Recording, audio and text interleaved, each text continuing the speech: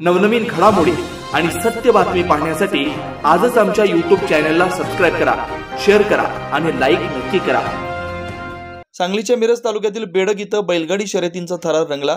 बेडग राष्ट्रवादी शरद पवार गटाचे नेते बापूसाहेब बुरसे यांच्या वतीनं आयोजित चेअरमन बैलगाडी केसरी शर्यतीमध्ये जवळपास 75हून अधिक बैलगाडींनी सहभाग घेतला होता।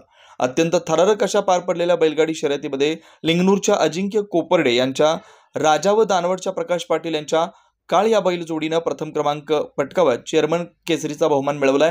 विजेत्या बैलगाडी चालकाला राष्ट्रवादी काँग्रेस शरद पवार गटाचे नेते मनोज शिंदे म्हैसाळकर यांच्या हस्ते 1,11,000 रुपये रोख रक्कम देऊन सन्मानित करण्यात आलंय। बेडग येथील मोहनराव शिंदे साखर कारखान्याच्या पट्ट्यावर आयोजित करण्यात आलेल्या या बैलगाडी शर्यती पाहण्यासाठी सुमारे 50,000हून अधिक बैलगाडी शौकीनांनी हजेरी लावलेली होती। मी बापूसाहेब दत्तू बुरसे सांगली मार्केट कमिटी संचालक व मिरज दुय्यम बाजार आवार समिती सभापती।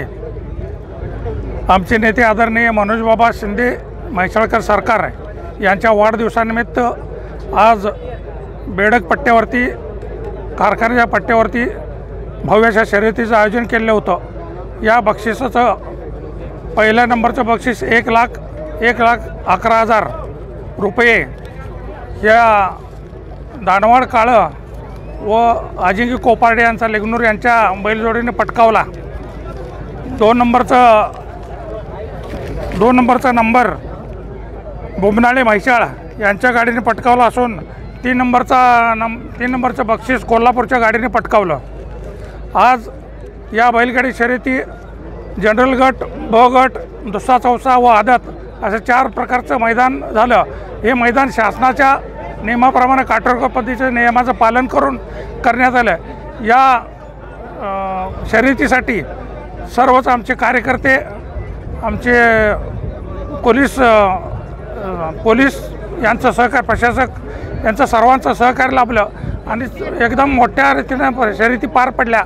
या शर्यती पाहण्यासाठी जवळजवळ 50,000च्या वरती पब्लिक इथं आलेलं होतं आणि या आमच्या बेडगवरती शर्यती भरण्याचं आणि चांगल्या पद्धती इथं शर्यती होतात, त्यामुळंच इथं पब्लिकाने भरपूर गाड्या येतात।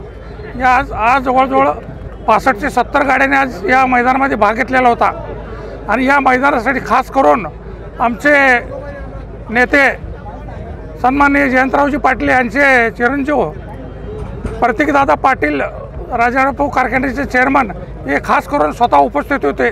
त्यांच्या उपस्थितीत आम्ही बाबांचा हस्ते इथे केक कापून बाबांना वाढदिवसाच्या हार्दिक शुभेच्छा दिल्या आणि बाबांना शतायुष्य लाभो अशी सर्व आम्ही प्रार्थना केली। अशा पद्धतीनं प्रत्येक वर्षी आम्ही जयंती केसरी आणि चेअरमन केसरी इथून पुढं कायमच भरणार आहोत आणि या मैदानाचा सर्व बैलगाडी प्रेमींनी चांगल्या पद्धतीने आनंद घेतला आणि चांगल्या पद्धतीने शर्यती पार पडल्या।